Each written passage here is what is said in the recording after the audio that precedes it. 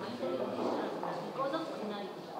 So ನಿರೀಕ್ಷೆ catch ಆಗುತ್ತೆ ಎಲ್ಲರೂ, ಏನೋ ಅದೇ ಥರ ಸಿನಿಮಾನ ಅಂತ ಎಲ್ಲರೂ ನಿರೀಕ್ಷೆ ಹೆಚ್ಚಾಗುತ್ತೆ. ಸೊ ನಿಮಗೆ ಈ ಸಿನಿಮಾ ಎಷ್ಟು ಸ್ಪೆಷಲು ಏನು? ನನಗೆ ಈ ಸಿನಿಮಾ ಬಹಳ ಬಹಳ ಬಹಳ ಸ್ಪೆಷಲ್. ಒಂದು ಬಹಳ ಮುಖ್ಯ ಕಾರಣ ಏನಪ್ಪ ಅಂತ ಹೇಳಿದ್ರೆ, ಅಂದರೆ ಇದುವರೆಗೂ ನನಗೆ ಸಿಕ್ಕಿರುವಂಥ ರೆಕಗ್ನಿಷನ್ ಆಗಲಿ, ಇದುವರೆಗೂ ನಾನು ಮಾಡಿರುವಂಥ ಕೆಲಸ ಆಗಲಿ, ಜನ ನನಗೆ ಕೊಟ್ಟಿರುವಂಥ ಪ್ರೀತಿ ಆಗಲಿ, ಇವೆಲ್ಲದಕ್ಕೂ ಕಾರಣ ಚಿನ್ನಾರಿ ಮುತ್ತ ಸಿನಿಮಾ. ಆ ಚಿನ್ನಾರಿ ಮುತ್ತ ಸಿನಿಮಾ ಆ ಒಂದು ಘಳಿಗೆಯಲ್ಲಿ ನನ್ನನ್ನು ಆಯ್ಕೆ ಮಾಡಿ ನಾಗಾಭರಣ ಅಂಕಲ್ ನನಗೆ ಆ ಪಾತ್ರ ಕೊಟ್ಟು ನನ್ನ ಕೆಲ ಪಾತ್ರನ ಮಾಡಿಸದೇ ಹೋಗಿದ್ದರೆ ಇದು ಯಾವುದೂ ಆಗ್ತಿರ್ಲಿಲ್ಲ ಅನ್ನೋದು ನನ್ನ ಬಹಳ ದೊಡ್ಡ ನಂಬಿಕೆ.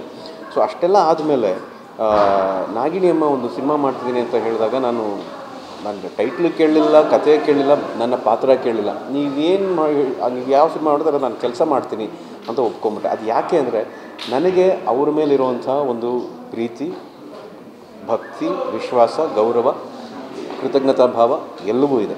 ಹಾಗಾಗಿ ಅದಾದಮೇಲೆ ಗೊತ್ತಾಯಿತು ನನಗೆ ಈ ಸಿನಿಮಾದ ಹೆಸರು ಜೀನಿಯಸ್ ಮುತ್ತ ಅಂತ. ಇನ್ನೂ ಖುಷಿ ಆಯಿತು, ಯಾಕೆಂದರೆ ವಿಜಯ ರಾಘವೇಂದ್ರ ಅನ್ನೋದಕ್ಕಿಂತ ಹೆಚ್ಚಾಗಿ ಚಿನ್ನಾರಿ ಮುತ್ತ ವಿಜಯ ರಾಘವೇಂದ್ರ ಅಂತ ನಾನು ಕರೆಸ್ಕೋಬೇಕಾದ್ರೆ ಈ ಕಥೆಯಲ್ಲೂ ಕೂಡ ಅಂಥದ್ದೇ ಒಂದು ಒಳ್ಳೆಯ ಅಂಶ ಇರುತ್ತೆ, ಅಂಥದ್ದೇ ಒಂದು ಒಳ್ಳೆಯ ಮನೋರಂಜನೆ ಇರುತ್ತೆ, ಆಮೇಲೆ ಮೆಸೇಜ್ ಇರುತ್ತೆ ಅನ್ನೋದನ್ನು ನಾನು ಇತ್ತೀಚಿನ ಸಿನಿಮಾಗಳಲ್ಲಿ ನನಗೆ ಅಂಥ ವಿಶ್ವಾಸ ಇಲ್ಲ. ಯಾಕೆ ಅಂದರೆ ಮೆಸೇಜ್ ಇದೆ ಅಂತ ಹೇಳಿದ್ರೆ ಜನ ಅದನ್ನು ನೋಡ ಬಯಸೋದಿಲ್ಲ. ಯಾಕಂದರೆ ಸಾಕಷ್ಟು ಎಲ್ಲ ಕಡೆ ಫೋನ್ ತೆಗೆದ್ರೆ ಏನಾದ್ರು ಒಂದು ಮೆಸೇಜ್ ಸಿಗ್ತಾನೆ ಇರುತ್ತೆ, ಒಂದು ಗುಡ್ ಕೋಟ್ಸ್ ಇರುತ್ತೆ, ಮತ್ತೊಂದೇನೋ ಯಾವ್ದ್ರಲ್ಲೂ ಒಂದು ಮಾರಲ್ ಸಿಗ್ತಾ ಇರುತ್ತೆ. ಆದರೆ ಸಿನಿಮಾಗೆ ಅಂತ ಬಂದಾಗ ಒಂದು ಮನೋರಂಜನೆ ಮುಖಾಂತರ ಅವ್ರಿಗೇನಾದ್ರು ಅರ್ಥ ಆದರೆ ಅದನ್ನು ಮೆಸೇಜ್ ಅಂತ ನಾವು ಅನ್ಕೋಬೋದು. ಹಾಗಾಗಿ ಜೀನಿಯಸ್ ಮುತ್ತ is again a very exciting project for me.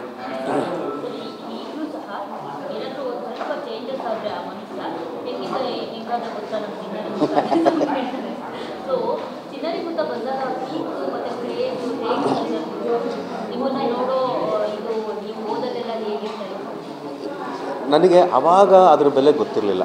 ಚಿನ್ನಾರಿ ಮುತ್ತ ರಿಲೀಸ್ ಆದಾಗ ಎಲ್ಲರೂ ಭಾಳ ಪ್ರೀತಿ ನೀಡ್ತಾಯಿದ್ರು, ಎಲ್ಲರೂ ಭಾಳ ಗುರುತಿಸ್ತಾಯಿದ್ರು, ಚಿನ್ನಾರಿ ಮುತ್ತ ಅಂತ ಇದ್ರು. ಆಮೇಲೆ ಆ ಸಿನಿಮಾ ಆಗಿನ ಕಾಲಕ್ಕೆ 25 ವಾರ ಓಡಿದಾಗಲೂ ಕೂಡ ನಮ್ಗೆ ಅದ್ರ ಬೆಲೆ ಗೊತ್ತಾಗಲಿಲ್ಲ. ಆಯಿತು, ಸಿನಿಮಾ ಓಡ್ತು, ನಮಗೆ ಸ್ಟೇಟ್ ಅವಾರ್ಡ್ ಬಂತು, ಎಲ್ಲ ಬಹಳ ಖುಷಿ ಕೊಟ್ಟರು. ಅದು ಹೋಗ್ತಾ ಅದು ಯಾವಾಗ ಎಷ್ಟು ಜಾಸ್ತಿ ಆಯಿತು ಅಂದರೆ 2-3 ಜನರೇಷನ್ನ ಗುರುತಿಸಿ ಪ್ರೀತಿಯನ್ನು ಕೊಡೋಕ್ಕೆ ಶುರು ಮಾಡ್ತಿದ್ರು. ಒಂದು ನಮ್ಮ ತಂದೆ ಜನರೇಷನ್, ಅವರು ಕೂಡ ಸಿನಿಮಾ ನೋಡಿದರು.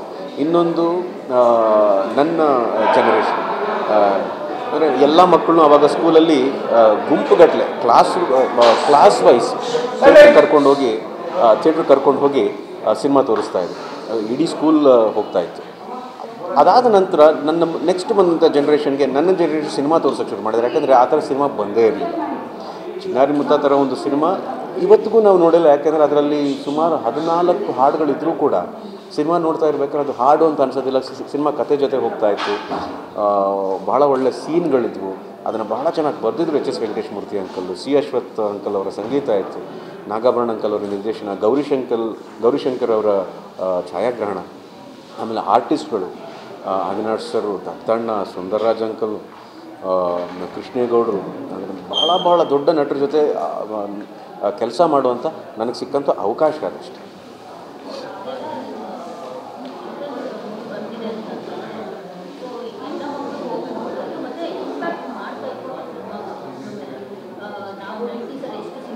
ಹೌದು ಹೌದು ಹೌದು ಹೌದು. ಈಗ ಅದು ಕಾಲಕ್ರಮೇಣ ಕಡಿಮೆ ಆಗಿದೆ. ಜೊತೆಗೆ ಮಕ್ಕಳು ಸಿನಿಮಾ ಬಂದರೂ ಅದು ಮಕ್ಕಳವರೆಗೂ ರೀಚ್ ಆಗ್ತಿಲ್ಲ. ಮತ್ತು ಆ ಮೆಸೇಜ್ ಕೂಡ ಯಾರು ಅದ್ರ ಬಗ್ಗೆ ನೀವು ಯಾವತ್ತಾದ್ರೂ ಥಿಂಕ್ ಮಾಡಿರೋವಂಥದ್ದು? ಇಲ್ಲ, ಖಂಡಿತ ಯೋಚನೆ ಮಾಡಿದ್ದೀನಿ. ಖಂಡಿತ ಆ ಥರ ಪ್ರಶ್ನೆಗಳು ಬಂದಿದ್ದಾವೆ. ಅಂಥ ಯೋಚನೆಗಳನ್ನ ನಾನು ಮಾಡಿದ್ದೀನಿ. ಆದರೆ ನೀವೇ ಹೇಳಿದಾಗೆ ಕಾಲಕ್ರಮೇಣ ಎಲ್ಲವೂ ಬದಲಾಗುತ್ತೆ. ಒಂದು ಬದಲಾವಣೆ ಅಂತ ಬರುತ್ತೆ, ಒಂದು ಟ್ರಾನ್ಸ್ಫಾರ್ಮೇಷನ್ ಅಂತ ಬರುತ್ತೆ. ಅದು ಸಿನಿಮಾ ಮಾಡೋ ಟೆಕ್ನಿಕಲ್ ಆಗಿರ್ಬೋದು, ಸಿನಿಮಾ ನೋಡೋಂಥ ಆಡಿಯನ್ಸಲ್ಲಿ ಆಗಿರ್ಬೋದು, ಎಲ್ಲರಲ್ಲೂ ಒಂದು ಬದಲಾವಣೆ ಬರುತ್ತೆ. ಇನ್ನೇನೋ ಒಂದು ಕೇಳ್ತಾರೆ, ಮನೋರಂಜನಾತ್ಮಕವಾಗಿ ಬೇರೆ ಏನೋ ಒಂದು ಕೇಳ್ತಾರೆ. ಅದನ್ನು ಅವ್ರಿಗೆ ತಲುಪಿಸ್ಬೇಕು ಅಂತ ಅನ್ನೋ ಮಾತಿದೆ, ಬಹಳ ಸತ್ಯ. ಅದು ಮಕ್ಳಿಗೆ ತಲುಪಿಸ್ಬೇಕು ಅಂದರೆ ಅದಕ್ಕೆ ಅಡಚಣೆಯಾಗಿ ಹಲವಾರು ಮೀಡಿಯಮ್ಸ್ ಇದೆ. ಅಂದರೆ ಅವ್ರಿಗೆ ಸಿಗ್ತಾ ಇರೋವಂಥ ಇನ್ಫಾರ್ಮೇಷನ್ ಆಗಿರ್ಬೋದು, ಅವ್ರಿಗೆ ಸಿಗ್ತಾ ಇರೋವಂಥ ಎಂಟರ್ಟೈನ್ಮೆಂಟ್ ಆಗಿರ್ಬೋದು. ಯಾಕಂದರೆ ಅವರು ಟಿ ವಿ ಹತ್ರ ಬರೋಕ್ಕೆ ಮುಂಚೆ ಅವ್ರ ಮಧ್ಯದಲ್ಲಿ ಒಂದು ಫೋನ್ ಇರುತ್ತೆ ಅಥವಾ ಒಂದು ಐಪ್ಯಾಡ್ ಇರುತ್ತೆ. ಥಿಯೇಟ್ರಿಗೆ ಹೋಗೋವರೆಗೂ ಅವ್ರಿಗೆ ಸಾಕಷ್ಟು ಡಿಸ್ಟ್ರಾಕ್ಷನ್ ಇರುತ್ತೆ. ಆದರೆ ಅದ್ರ ಕಡೆ ಮಾತ್ರ ಕೇಂದ್ರೀಕೃತ ಮಾಡಬೇಕು ಅಂತ ಹೇಳಿದ್ರೆ, ಫಾರ್ ಎಕ್ಸಾಂಪಲ್ ನಾನು ಹೇಳೋದು ಬಹಳ ಏನು ಹೇಳ್ತಾರೆ ಅನ್ರಿಯಲಿಸ್ಟಿಕ್ಕಾಗಿ ಕೇಳಿಸ್ಬೋದು. ಆದರೂ ಕೂಡ ಆಸೆ ಏನಪ್ಪ ಅಂತ ಹೇಳಿದ್ರೆ ಇವಾಗ ಇರುವಂಥ ನಮ್ಮ ದೊಡ್ಡ ದೊಡ್ಡ ಸ್ಟಾರ್ ನಟರು, ಆಲ್ರೆಡಿ ಎಸ್ಟಾಬ್ಲಿಷ್ಡ್ ನಟರು ಒಂದು ಸಣ್ಣ ಪ್ರಯತ್ನ ಪಟ್ಟು ಈ ಥರ ಒಂದು ಚಿಕ್ಕದೊಂದು ಪ್ರಯತ್ನ ಮಾಡಿದಾಗ ಆಡಿಯನ್ಸ್ ಕೂಡ ಏನು ಹೇಳ್ತಾರೆ, ಓ ಇವರು ಕೂಡ ಈ ಥರ ಪ್ರಯತ್ನ ಮಾಡ್ತಾರೆ, ನಾವು ಯಾಕೆ ಈ ಸಿನಿಮಾ ನೋಡಬಾರ್ದು ಅನ್ನೋ ಒಂದು ಮನಸ್ಥಿತಿ ಎಲ್ರಿಗೂ ಬರುತ್ತೆ. ಇದೇ ಥರ ಸಿನಿಮಾ ಮಾಡಿ ಅಂತ ನಾನು ಹೇಳ್ತಿಲ್ಲ, ಎಲ್ಲೋ ಒಂದು ಸಿನಿಮಾ ಈ ಥರ ಬಂದಾಗ ಹೌದು ಮಕ್ಕಳ ಸಿನಿಮಾ ಕಡೆ ಒಂದು ಪ್ರಯತ್ನ ನಡೀತಾ ಇದೆ ಅನ್ನೋ ಒಂದು ಯೋಚನೆ ನಮ್ಮ ಆಡಿಯನ್ಸಲ್ಲೂ ಬರುತ್ತೆ. ಹಾಂ ಹಾಂ ಅಯ್ಯೋ ಶೌರ್ಯನ ಬಿಟ್ಬಿಡ್ರಪ್ಪ, ಅವ್ನು ಆರಾಮಾಗಿ ಸ್ಕೂಲ್ಗೆ ಹೋಗ್ಕೊಂಡು ನೆಮ್ಮದಿಯಾಗಿದ್ದಾನೆ. ಇಲ್ಲ, ಚಿನ್ನಾರಿ ಮುತ್ತ ಪಾರ್ಟ್ 2 ಮಾಡಬೇಕು ಅನ್ನೋ ಆಸೆ ಏನೋ ನನಗೂ ಇದೆ, ನಾಗಾಭರಣ ಅಂಕಲ್ಗೂ ಇದೆ. ಆದರೆ ಅದಕ್ಕೆ ಸರಿಯಾದ ಕಥೆ ಕೂತ್ಕೋಬೇಕು. ಆಬ್ವಿಯಸ್ಲಿ ನಾವು ಚಿನ್ನಾರಿ ಮುತ್ತ ಮಾಡಿದಾಗ ಸತ್ಯವಾಗಲೂ ನನಗಂತೂ ಬಿಡಿ, ನನಗೆ ಆ ವಯಸ್ಸಲ್ಲಿ ನನಗೆ ಆ ಥರ ಸಿನಿಮಾ ಆಗುತ್ತೆ, ಆ ಥರ ಒಂದು ಯಶಸ್ಸಾಗುತ್ತೆ ಅಂತ ನನಗೂ ಗೊತ್ತಿರಲಿಲ್ಲ. ಇವತ್ತಿಗೂ ನಾಗಾಭರಣ ಅಂಕಲ್ ಕೇಳಿದ್ರೆ ಅವ್ರು ಹೇಳೋದನ್ನೇ, ಅದು ಆ ಥರ ಸಕ್ಸಸ್ ಆಗಿದೆ ಅಂತ ನಮಗೆ ಗೊತ್ತಿಲ್ಲ. ಒಂದು ಒಳ್ಳೆಯ ಸಿನಿಮಾ ಮಾಡಬೇಕು, ಒಂದು ಗುಣಮಟ್ಟದ ಸಿನಿಮಾ ಮಾಡಬೇಕು ಅನ್ನೋ ಥರ ಸಿನಿಮಾ ಮಾಡಿದ್ವಿ. ಶ್ರೀಧರ್ ಅಂಕಲ್ ಆಗಲಿ, ಶಾಂತಮ್ಮವರಾಗಲಿ, ಸುಧಾರಾಣಿಯಮ್ಮವರಾಗಲಿ ಎಲ್ಲರೂ ಕೂಡ ಸಿನಿಮಾದಲ್ಲಿ ಕಾಣಿಸ್ಕೊಂಡಿದ್ರು. ಅಂದರೆ ಆ ಥರ ಒಂದು ಕೂಡ್ಕೊಂಡು ಬರೋವಂಥ ವಿಚಾರ ಆಗಬೇಕು. ಸೊ ಅದು ಆಗಲಿ ಅಂತ ನಾನು ಆಶಿಸ್ತೀನಿ ಅಷ್ಟೇ.